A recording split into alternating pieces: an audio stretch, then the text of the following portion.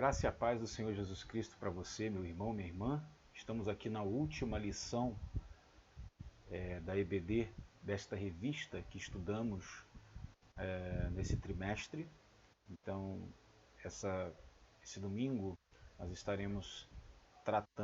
hoje nós estaremos tratando desta última lição da nossa revista. Na próxima semana entraremos numa nova lição, né, de escola dominical, e eu queria só prestar alguns esclarecimentos importantes e dizer que ao longo de 2020 nós trabalhamos muitos temas e assuntos relativos à apologética, a temas da atualidade. Nós trabalhamos cosmovisão, apologética, enfim, trabalhamos temas muito voltados para essa questão. O ano de 2021, estamos planejando trabalhar mais na área bíblica, na área doutrinária, certo? Na área de espiritualidade.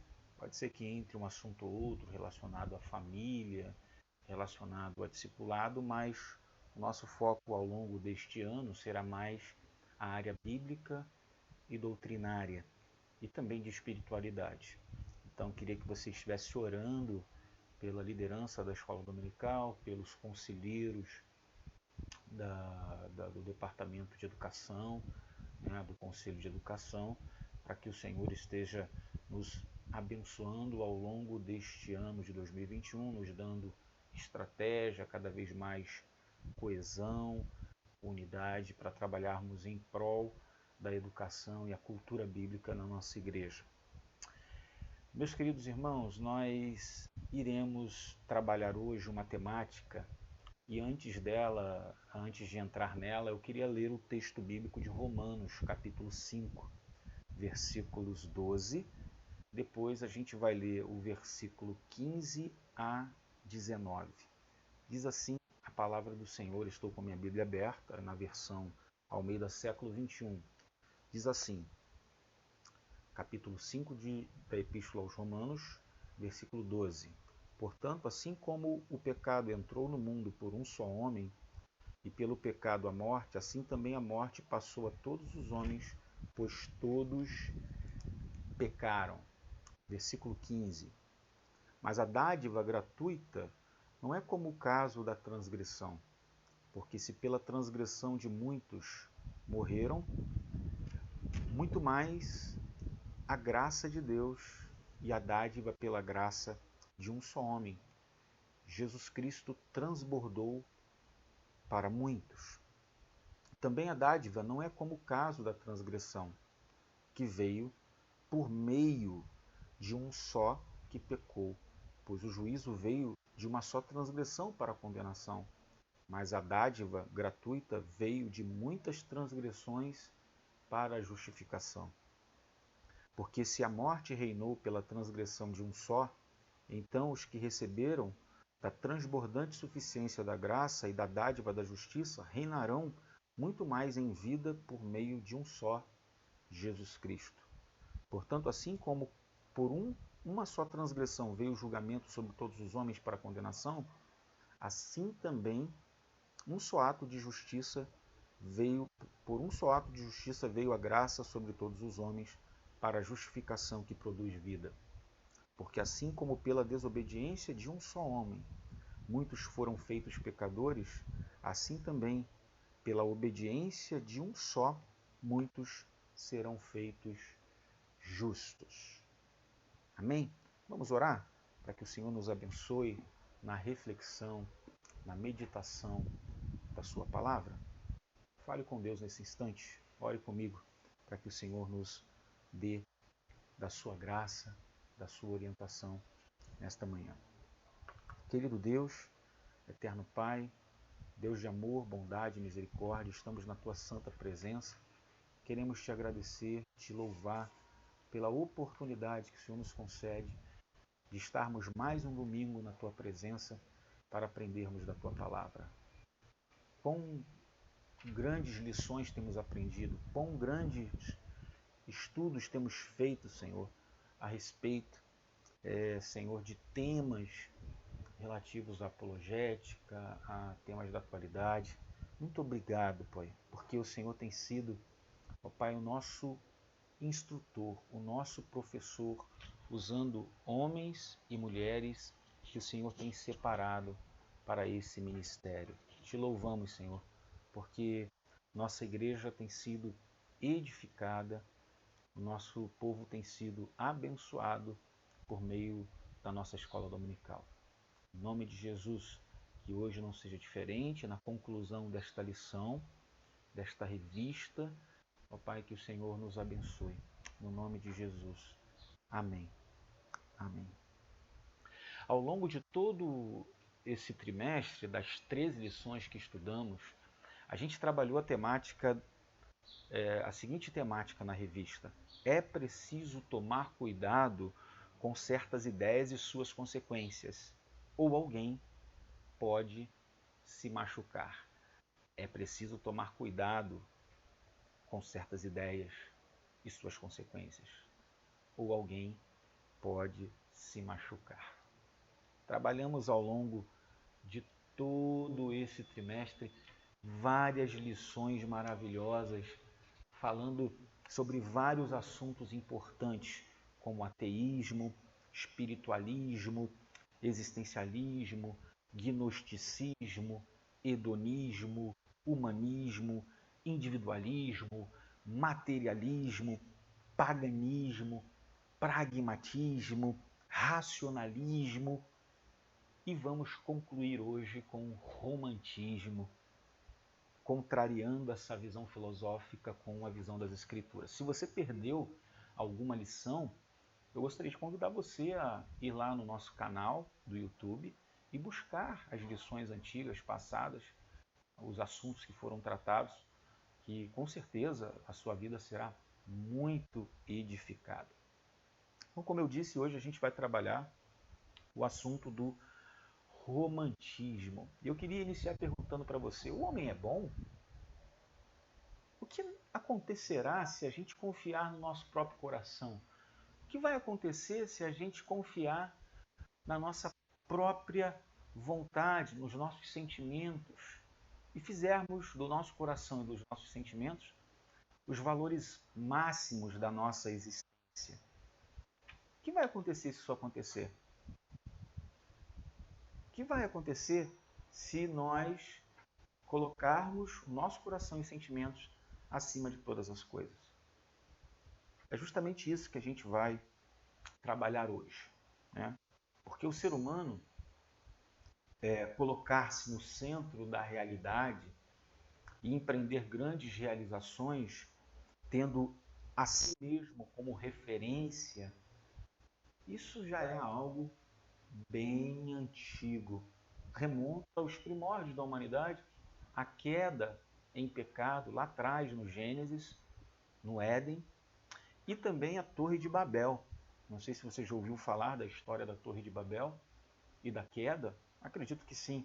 Elas nos contam em que deu quando o ser humano quis confiar no seu próprio caminho, no seu próprio coração, na sua própria vontade, sentimentos.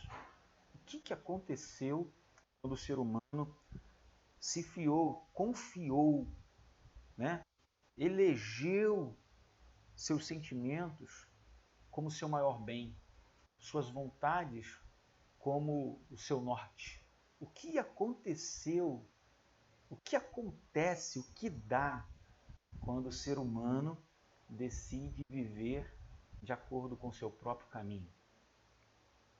Bem, quando a gente falou que a gente vai trabalhar a respeito do romantismo, é porque o romantismo é uma corrente de pensamento que se caracteriza justamente por eleger o sentimento humano como bem maior da existência.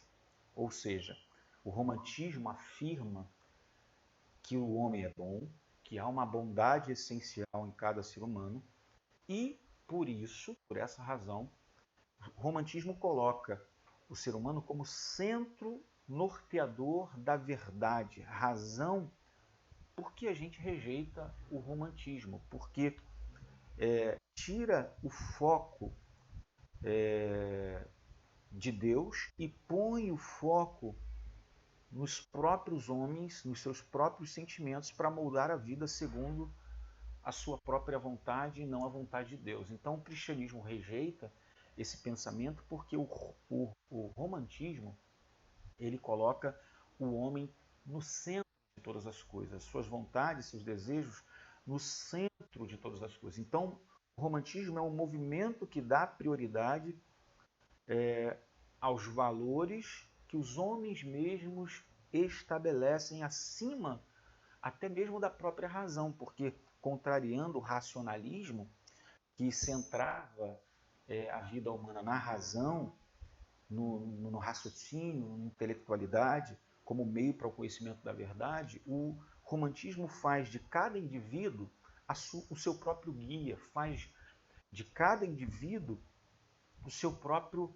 norte, né, dos seus valores pessoais, das suas ideias, os valores máximos da existência, caminho para o que traria depois, aí, em seguida, aquilo que a gente chama de existencialismo dentro das correntes filosóficas. Porém, a razão humana não é capaz de nos guiar, nem mesmo os nossos próprios desejos, as nossas próprias vontades, preferências, o nosso próprio coração poderão dar a palavra final no que diz respeito à vida e à realização da existência, né? Então o cristão ele precisa olhar para fora de si mesmo para buscar orientação nas escrituras a fim de ter uma vida bem-sucedida, uma vida bem-aventurada. E é justamente isso que nós vamos aprender hoje a partir dessa temática.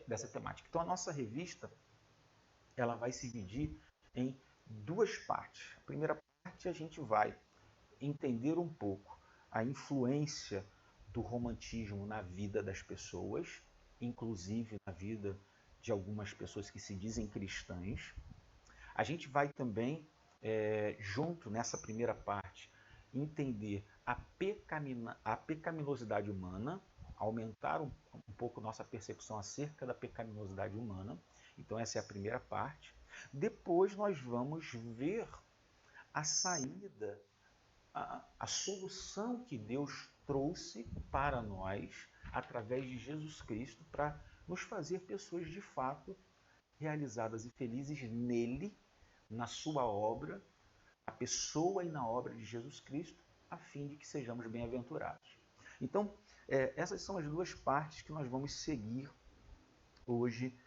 Então, depois dessa breve definição do romantismo, a gente também precisa dizer que um dos maiores expoentes do romantismo aí seria o Jean-Jacques Rousseau, que viveu no século XVIII.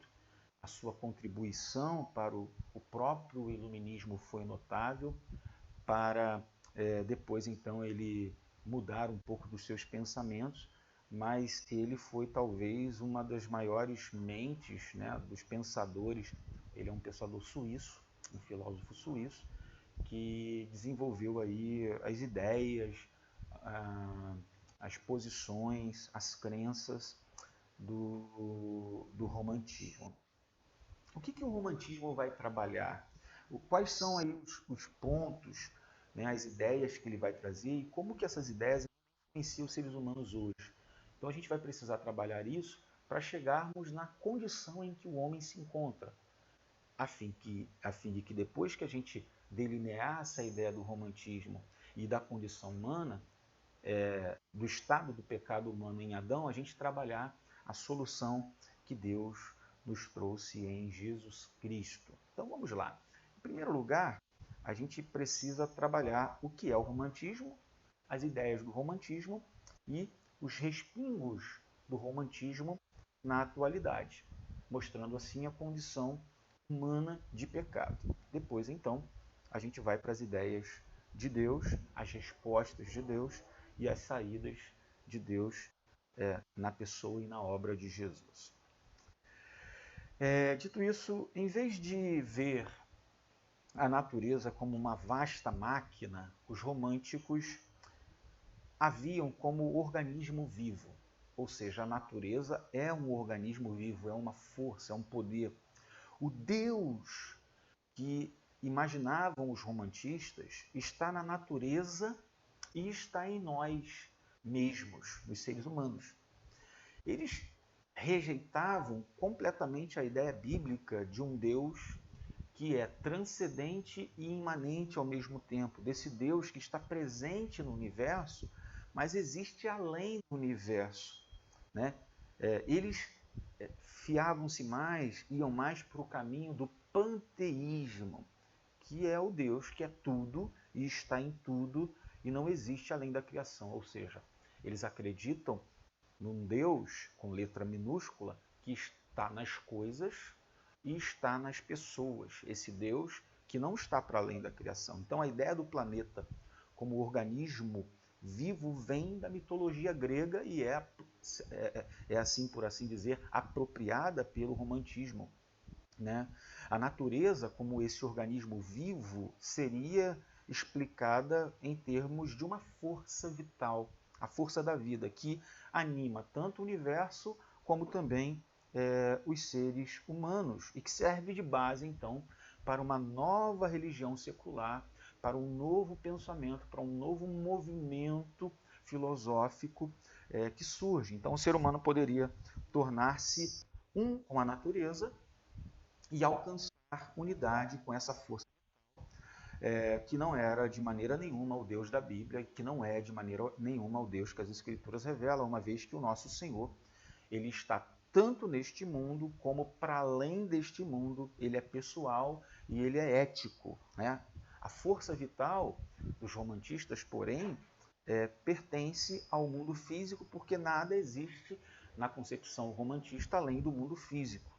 Então, assim, a gente precisa deixar clara essa posição filosófica, né? Os românticos, eles criticavam a civilização. Os românticos criticavam as realizações do intelecto humano, da razão humana. Por quê? Porque eles diziam, os românticos, que a civilização e a razão humana, o conhecimento, traz, na verdade, corrupção para o ser humano. As crianças nascem livres, né, na concepção deles, nascem livres, mas elas são corrompidas com o relacionamento com a sociedade, são corrompidas pela civilização. Então, assim, todo ser humano é bom na concepção romantista, né? Só que a tecnologia moderna, a civilização moderna, a questão da própria cidade corrompe os princípios mais fundamentais do ser humano, de acordo com os românticos. Mas a gente sabe que vivemos, depois da queda, numa sociedade completamente corrupta. Você pode olhar ali os primeiros capítulos de Gênesis até o capítulo 6, já é o suficiente para você entender o quanto o ser humano é pecador, né? E a natureza não é a esfera de harmonia, de concórdia que os românticos idealizavam, não é boa como ensinou Jean-Jacques Rousseau no século XVIII. Não. Se você entra aí nesses canais fechados de TV a cabo, como, por exemplo, National Geographic, Animal Planet, lá você vai perceber de pronto que até mesmo a natureza, os animais, não são tão bons assim como parecem.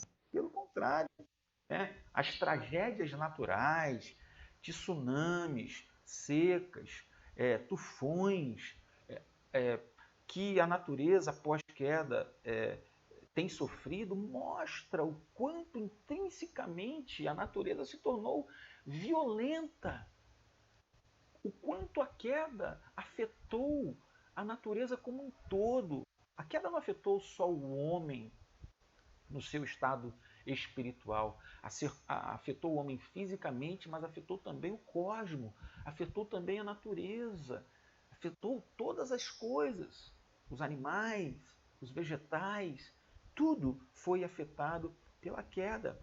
A gente sabe que a sobrevivência é do mais forte, né? Do mais apto.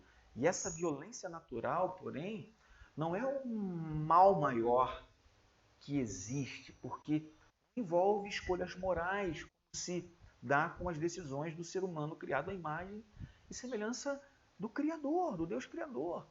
Então, o pior de todos os males é aqueles que pensam e sabem que estão fazendo o que é errado e escolhem deliberadamente fazer o que é contrário à vontade de Deus.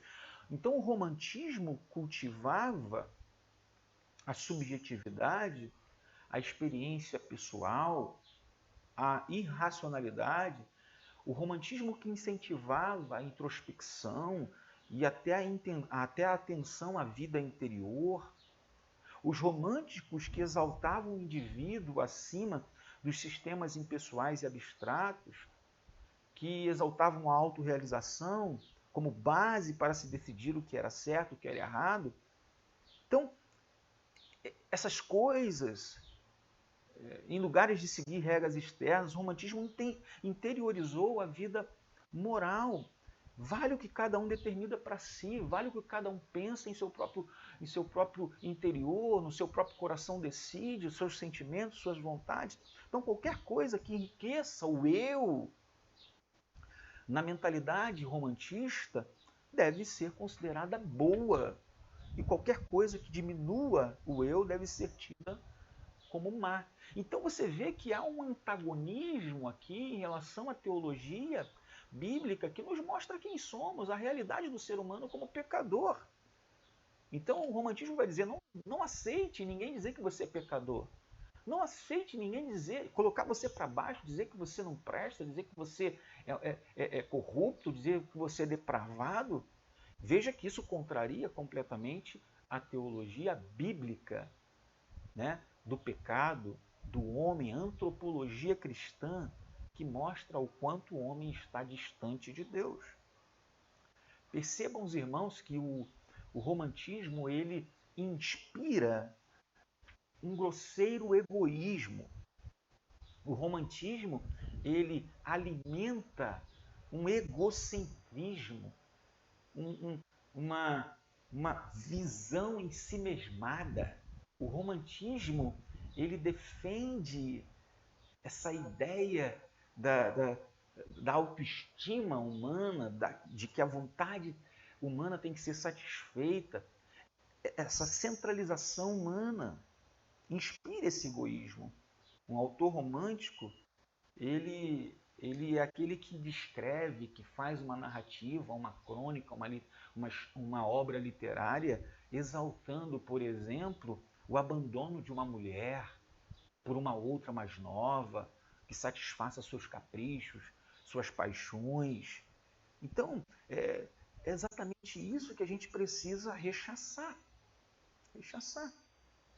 Então, e quais são os pingos?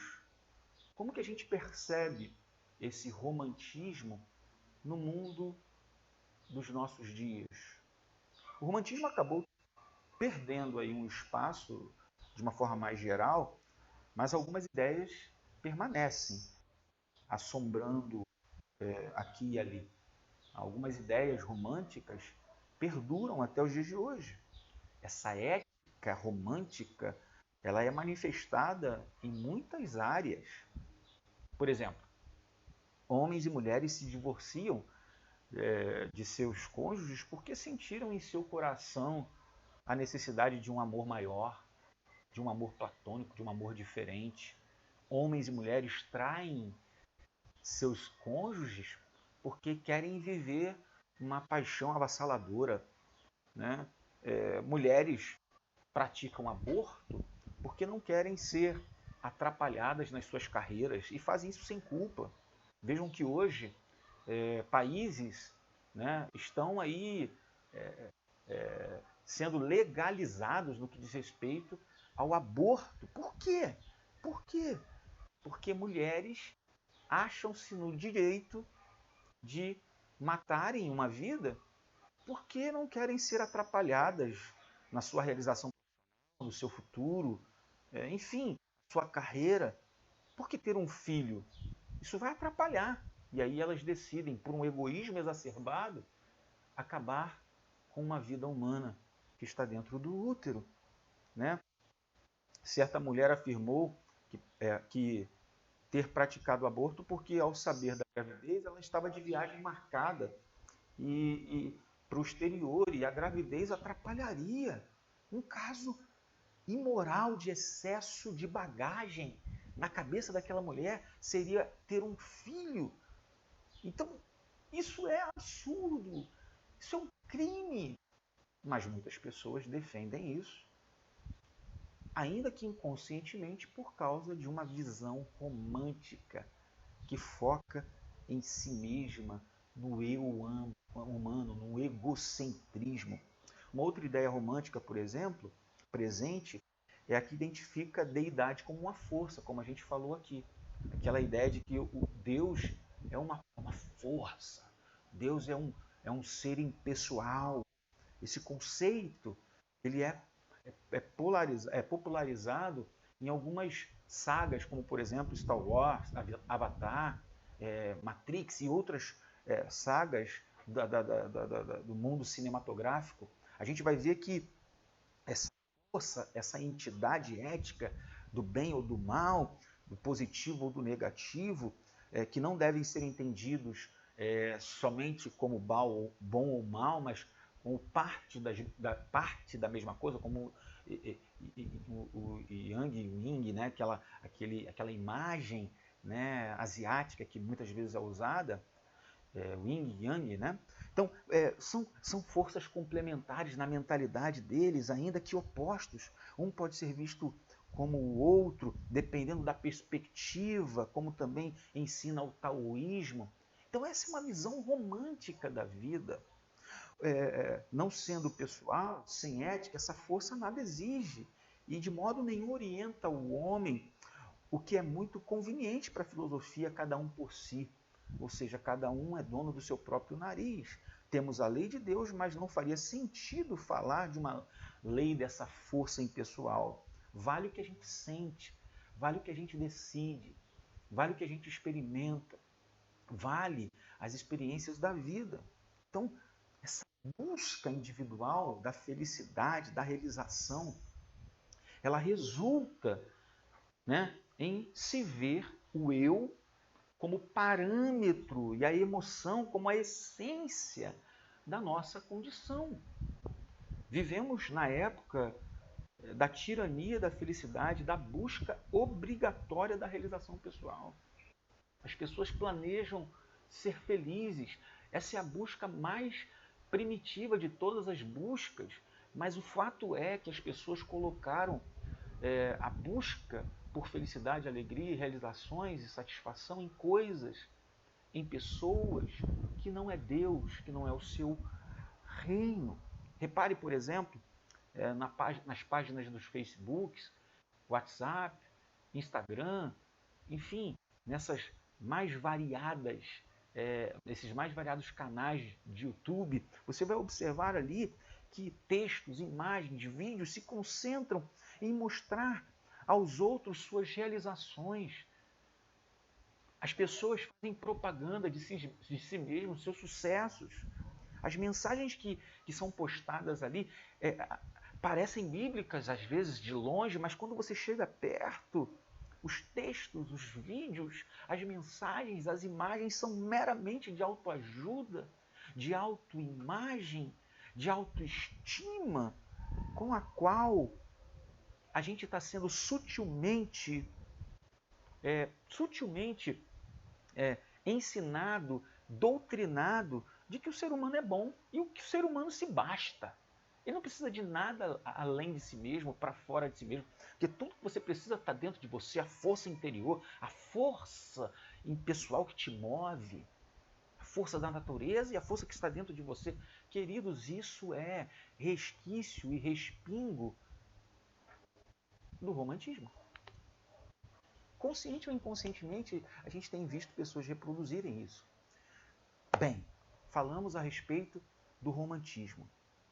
O que ele tem ensinado, o que ele tem mostrado, os resquícios disso hoje. Né? As influências que isso tem trazido para a vida das pessoas, inclusive para a vida daqueles que se dizem cristãos, porque muitos cristãos têm vivido essa realidade também. Buscando felicidade fora de Deus, alegria e satisfação fora de Deus, uma realização fora do reino de Deus, fora da comunidade, fora das escrituras, fora da palavra, colocado à frente como prioridade, como primeiro lugar, coisas, pessoas, ídolos que tomam o lugar de Deus. E aí a pergunta que eu faço para você é: quem nós somos? Como que a Bíblia revela a pessoa humana? Qual é a nossa verdadeira condição? Quem é de fato ser humano? Nós precisamos reconhecer a nossa pecaminosidade. E quando a gente vai para as Escrituras, a gente descobre quem Deus é. A Bíblia fala da santidade de Deus, a Bíblia fala da justiça, da pessoa de Deus, dos seus atributos. E quando nós vemos a luz, nós percebemos as trevas, nós percebemos os defeitos, percebemos os pecados, percebemos a nossa pecaminosidade. Quanto maior cresce a percepção de Deus e da sua santidade, mais cresce também a percepção de quem nós somos. E quem nós somos? A Bíblia vai revelar em Gênesis capítulo 1, versículo 26 e 27, que nós fomos criados à imagem e semelhança de Deus. Mas nossa história sofreu um duro baque. Um duro baque. Por quê? Porque os nossos primeiros pais, seduzidos pela astúcia e a tentação de Satanás, pecaram, comeram do fruto proibido, foram enganados por Satanás.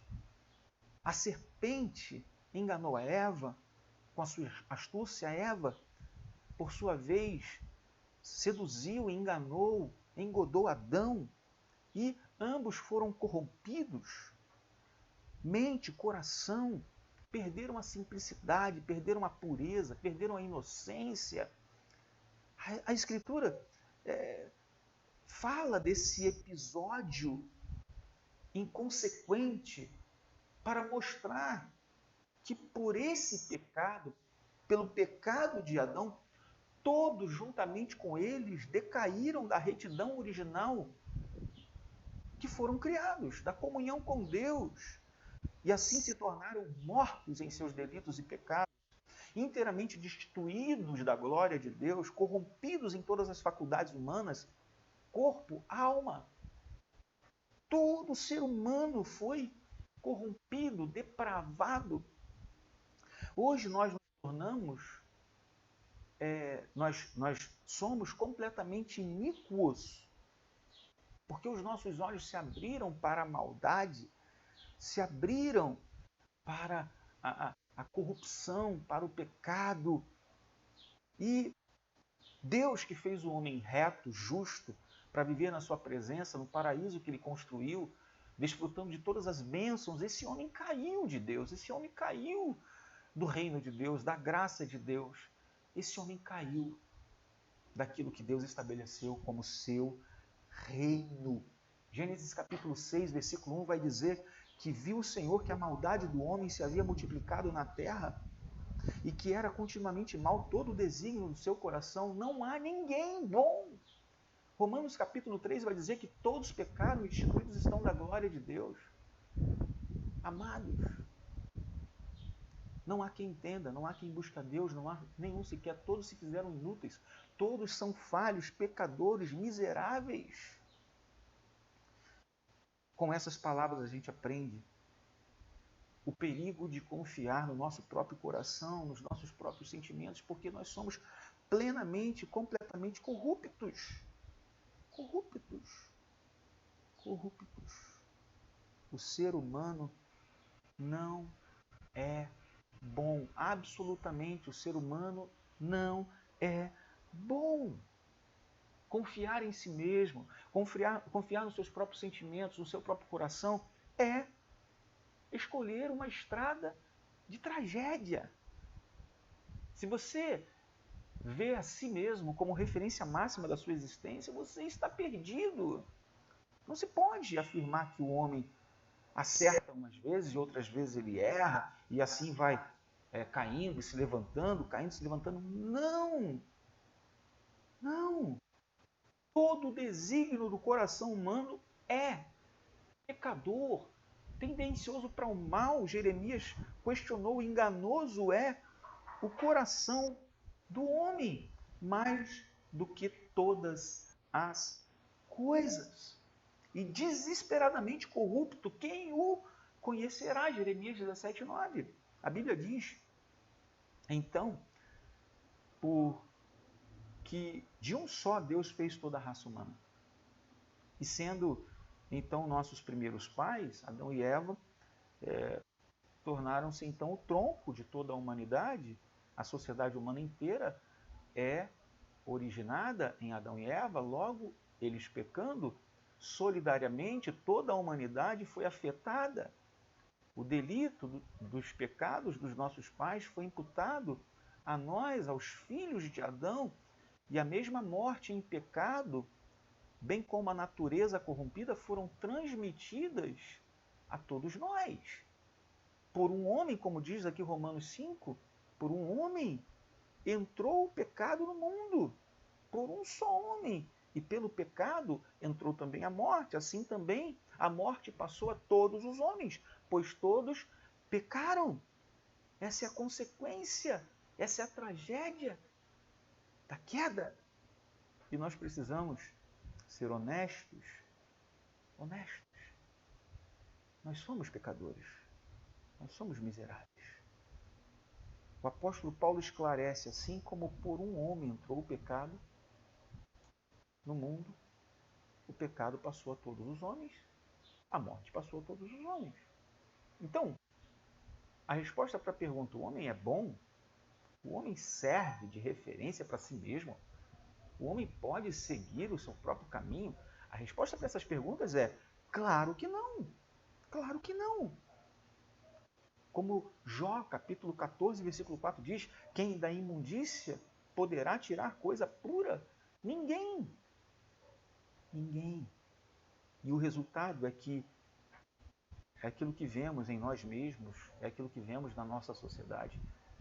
Olhamos as páginas do jornal, das revistas, os noticiários, vamos ver que somos pecadores, que somos falhos, que somos corruptos.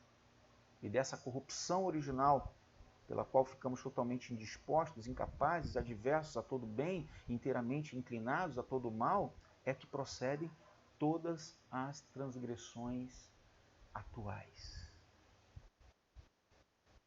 Se o pendor da nossa carne é a inimizade contra Deus, pois não estamos sujeitos à lei de Deus, nem mesmo podemos estar, o que se pode esperar do ser humano? O que se pode esperar de quem tem a inclinação para o pecado? De acordo com o que eu tenho aprendido nesses últimos dias, o que se pode esperar de quem tem um coração inclinado, como uma espécie de uma bússola, desalinhado em relação a Deus e ao seu reino e à sua vontade? O ser humano tem um norte magnético completamente além ou aquém de Deus. O ser humano não está focado em Deus. O que se pode esperar de pessoas assim, de seres assim? Será que podemos confiar em nosso próprio coração? Será que podemos ser sim donos do nosso próprio nariz? Ninguém tem que se meter com a gente? Será que a gente não precisa de ajuda? Será que a gente não precisa da graça? Será que a gente não precisa da misericórdia? Será que a gente não precisa de uma obra miraculosa da parte de Deus para mudar e moldar as nossas vidas, transformar o nosso coração, a nossa afeição, os nossos desejos? Sabendo que nós somos desesperadamente corruptos, depravados e estamos distantes, Deus então tomou uma iniciativa. Essa corrupção da natureza que persiste durante a vida, ela encontra uma saída na regeneração.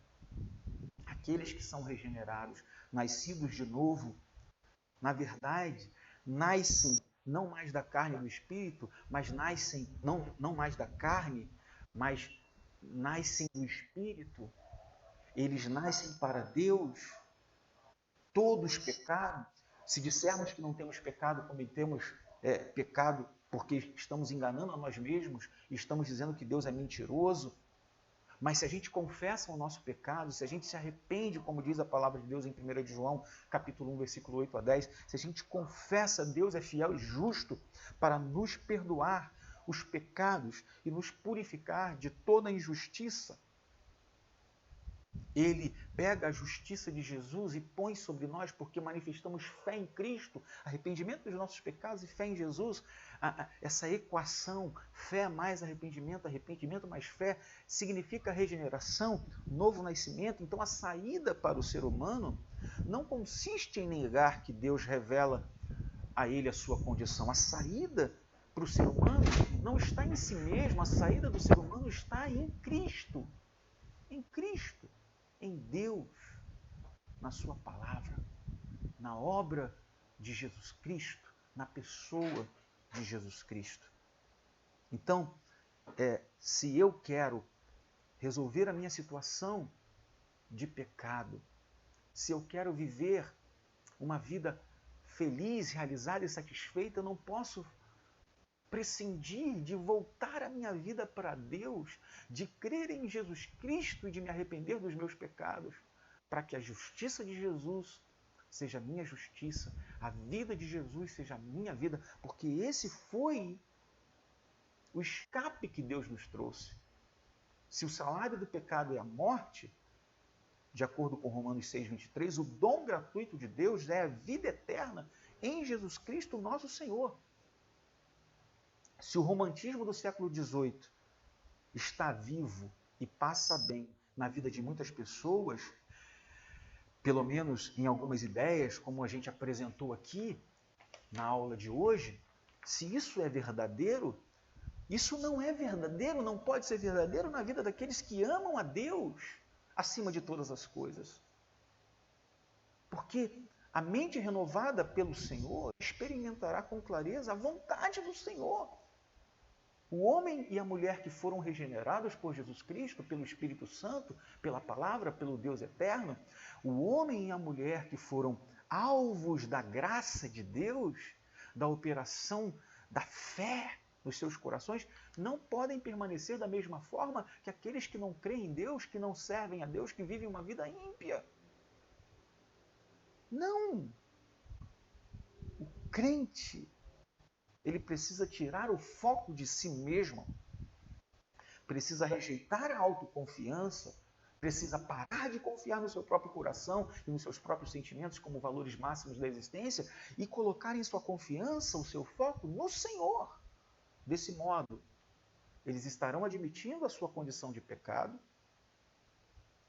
estarão se arrependendo diante de Deus e voltando-se para o Senhor Jesus Cristo, para viverem uma vida de um modo que glorifica a Deus, exalta a Deus, e uma vida que de fato traz o bem para a humanidade, porque a glória de Deus nos torna pessoas mais felizes. E Deus é mais glorificado quando nos satisfazemos nele e não nas coisas deste mundo. Ou não no nosso próprio coração, desejos, autoestima, autoimagem. Então eu pergunto a você, em quais áreas você tem sido tentado a supor que você se basta, que você mesmo se basta, que sua autodireção é confiável? Em quais áreas você precisa tratar a sua vida biblicamente? Nós hoje aprendemos aqui sobre a influência do romantismo na vida das pessoas, inclusive dos cristãos. Hoje nós aprendemos aqui a condição pecaminosa do homem e o quanto o homem precisa se arrepender. Inclusive eu quero fazer um link com o nosso estudo de quinta-feira, que tratou a respeito do arrependimento. Ao longo deste mês de janeiro estaremos falando sobre arrependimento na série de estudos Arrependei-vos. Então, se você ainda não viu, assista. O quanto o homem é pecador e precisa se arrepender. E aprendemos também que guiar a nossa vida pelo nosso próprio sentimento, pelo nosso próprio coração, é escolher uma estrada e caminhar por uma estrada que leva à destruição. Mas se eu guio a minha vida pelos preceitos do Senhor, pelas Escrituras, se eu me deixo envolver pelo Espírito Santo, pelas virtudes do Espírito, se eu abandono os meus vícios, se eu abandono aquilo que quer me engendrar no pecado, na vida ante Deus, naquilo que se opõe, que é rival a Deus, mas eu me entrego completamente ao Senhor, ao Espírito de Deus, eu tenho uma vida vitoriosa. Então pense nisso. Pense nisso, meu irmão, minha irmã. Porque Deus, através dessa passagem de Romanos 5, versículo 12, versículo 15 a 19, através desse estudo, desta abordagem, através desta última lição, desta revista que falou a respeito de ideias que a gente precisa rejeitar, de ideias que nos fazem muito mal, o Senhor tem dado uma oportunidade a cada um de nós de resgatarmos os valores e os princípios da palavra de Deus e por eles nós andarmos. Que o Senhor possa falar melhor ao seu coração. Que o Senhor possa tratar com a sua vida através dessa mensagem, dessa lição de hoje. Se você achar que há necessidade, veja novamente, ponto a ponto, para você entender um pouco mais as influências do romantismo, a condição do ser humano de pecado e a solução que Deus traz. A bênção que Deus traz na pessoa e na obra de Jesus. Aquilo que a Bíblia diz, a saída segundo Deus. Que Deus te abençoe. O Senhor esteja com você, te orientando, te dirigindo em tudo. Eu queria terminar essa lição com uma canção. Depois eu volto. Não saia daí. Eu vou colocar a canção. A gente vai cantar juntos. É uma canção da Lume Eupídio. E depois dessa canção eu volto para falar as últimas palavras e orar com você. Que Deus abençoe a sua vida. Vamos cantar ao Senhor essa canção muito maravilhosa, que tem a ver muito com a lição Liberta-me de mim. Vamos cantar.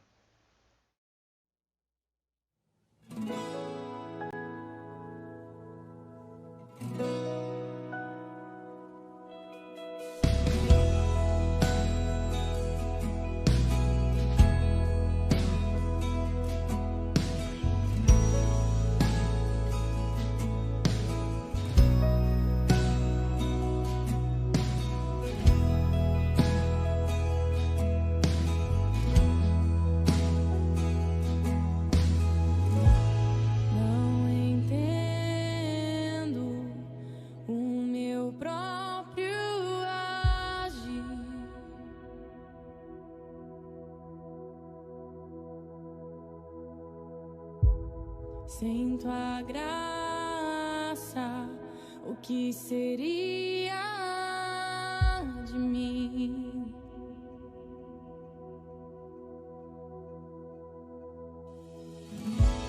Não entendo o meu próprio agir.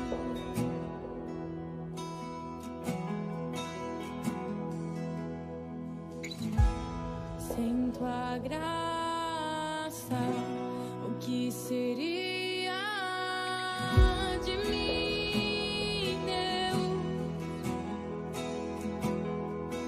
Pois o bem que eu quero fazer não faço, e o mal que eu não quero, esse sim, acabo cometendo. Em meu ser militam carne e espírito em uma guerra infindável.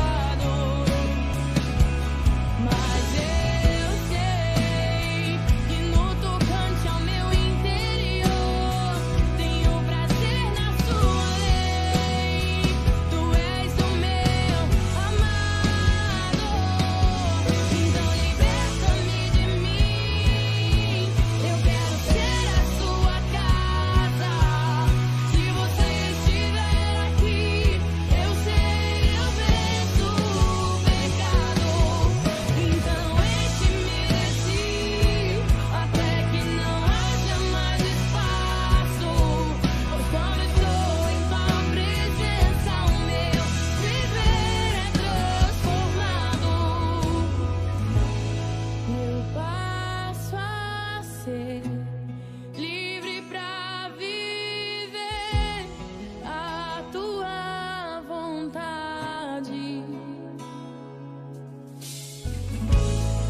Ao te conhecer, todo o meu ser se enche de bondade e reina o Espírito sobre a carne.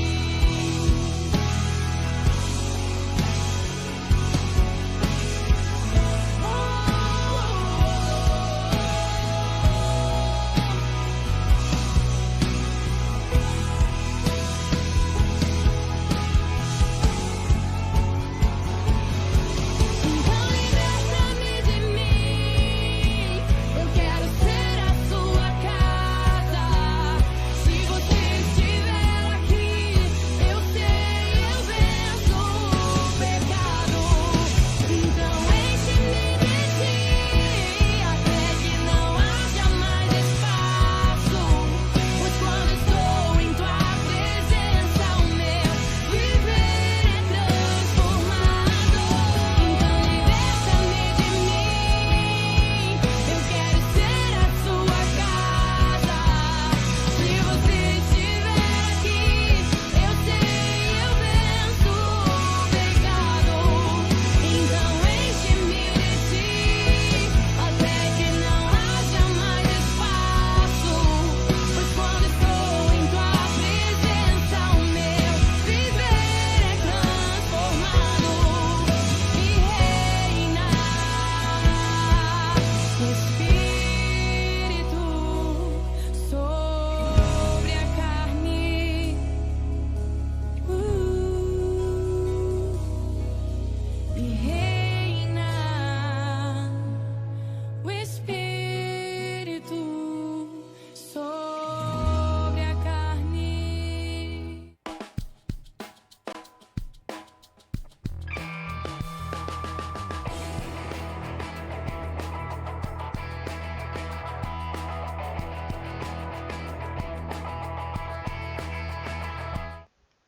Bem, meus irmãos, estamos de volta aqui para concluir essa aula de EBD de hoje, mas eu queria terminar falando algumas coisas, tecendo algumas considerações em relação à nossa EBD. Bem, deixa eu explicar uma coisa aos irmãos. Nós temos trabalhado o currículo de escola dominical baseado em assuntos, em temas diversos.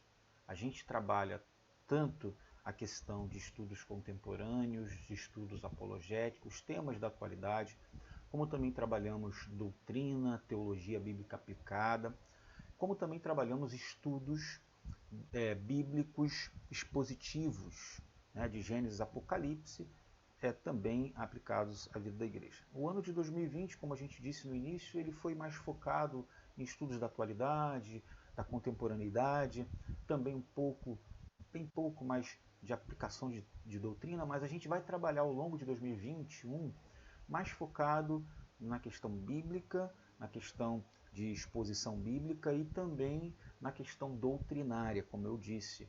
Embora a gente também possa trabalhar alguma coisa na área de espiritualidade. Então a gente vai trabalhar muita coisa como fundamentos da teologia, palavra de Deus, regra de fé, enfim.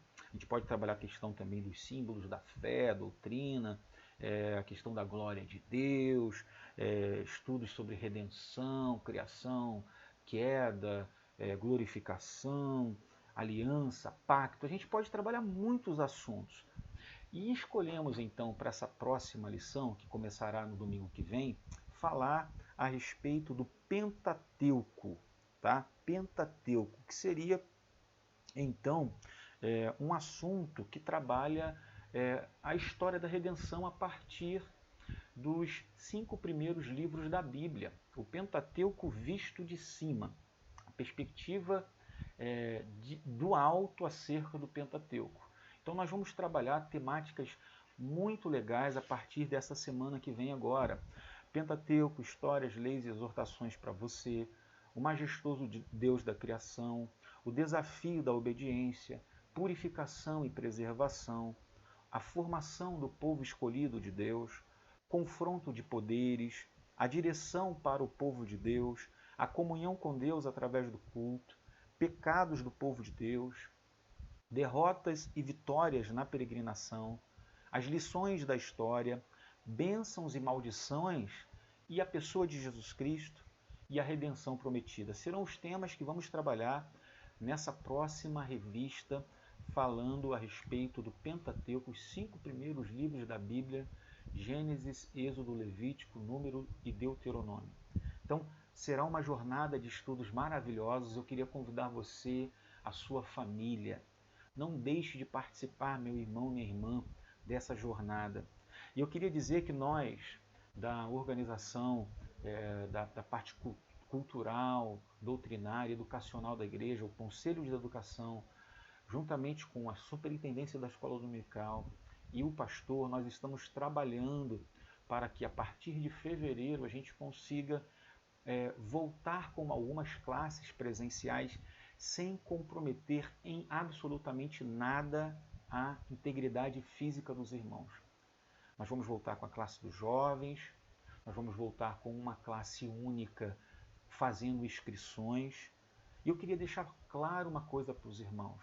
Nós estamos muito preocupados com cada um de vocês, preocupados com a sua saúde, preocupados com a saúde física de vocês, para que vocês possam se preservar, para não se contaminar, para vocês evitarem aglomerações. Nós estamos preocupados com todos esses detalhes de higienização, uso de álcool gel, máscara de proteção, enfim. Nós estamos muito preocupados com isso. Mas há algo também que nos preocupa, que é a sua vida espiritual, a vida espiritual da sua família, a vida espiritual do corpo de Cristo, da comunidade que nós fazemos parte. Não adianta a gente se preocupar com a parte física, com a parte do corpo, sem se preocupar com a alma. Nós precisamos entender que, assim como o corpo precisa de proteção, de saúde, de alimento, a nossa alma também precisa de alimento, de saúde, de proteção. Então, meus queridos, a pandemia ela veio para revelar muitas coisas. E a gente se preocupa com a comodidade de alguns irmãos, a gente se preocupa com a letargia, com a dormência de alguns irmãos. E temos orado para que Deus desperte. Então, no que depender da gente, tanto da equipe pastoral, do pastor, da equipe que auxilia o pastor, os presbíteros da igreja, da liderança, nós vamos fazer de tudo para que a igreja mantenha uma vida saudável. Saudável. Amém? Então, nós estamos preocupados com isso. Por isso, eu estou dando uma palavra a você aqui, que a partir do mês de fevereiro, nós estaremos retornando, ainda que timidamente, com algumas ações na parte da manhã, no domingo, na igreja. Tá bom? Com toda a cautela, com todos os cuidados que são importantes para esse retorno. Que Deus abençoe a sua vida. Nós vamos orar e concluir a nossa EBD de hoje. Pai, muito obrigado por tudo que aprendemos hoje aqui, pelas verdades que foram expostas, ó Pai, que contrariam a filosofias humanas como a filosofia do romantismo. Obrigado porque o Senhor nos revela quem somos em Sua palavra e isso contraria a ideologia humana, humanista do ser humano acerca de si mesmo. Nós não podemos, Senhor, fazer das nossas próprias vontades, nosso próprio coração, sentimentos, ó Pai, os valores máximos da nossa existência. É a Tua palavra que nos conduz, é a Tua palavra que deve nos dirigir, é a Tua palavra que nos orienta, porque é a Tua palavra que revela quem o Senhor é, quem é Jesus Cristo, a obra do Senhor, Jesus Cristo na cruz do Calvário para nos perdoar de todos os nossos pecados e nos reconduzir a Ti. Obrigado pela Tua palavra, obrigado pela Tua obra, obrigado pelo Teu amor, obrigado por quem o Senhor é, pelo modo como o Senhor se revela, pelos Seus atributos. E obrigado porque, em conhecendo os Teus atributos, conhecemos quem somos, o quanto estamos aquém de Ti, distantes de Ti, mas também não distantes ao ponto de não podermos ser resgatados pela sua infinita graça e bondade através de Jesus. Louvamos ao Senhor por tão grande obra, por tão grande iniciativa. Muito obrigado. É o que eu te peço, é o que eu te oro, que o Senhor possa nos conduzir, continuar dirigindo as nossas vidas, a fim de termos uma vida de total contrição, quebrantamento, arrependimento e busca pela presença do Senhor acima de todas as coisas deste mundo. Em nome de Jesus nós oramos. Amém. Amém. Um grande abraço, fique com Deus, um restante de domingo de paz e de bênçãos junto com a sua família. À noite estaremos no culto, se assim o Senhor nos permitir. Deus abençoe, um grande beijo, a paz.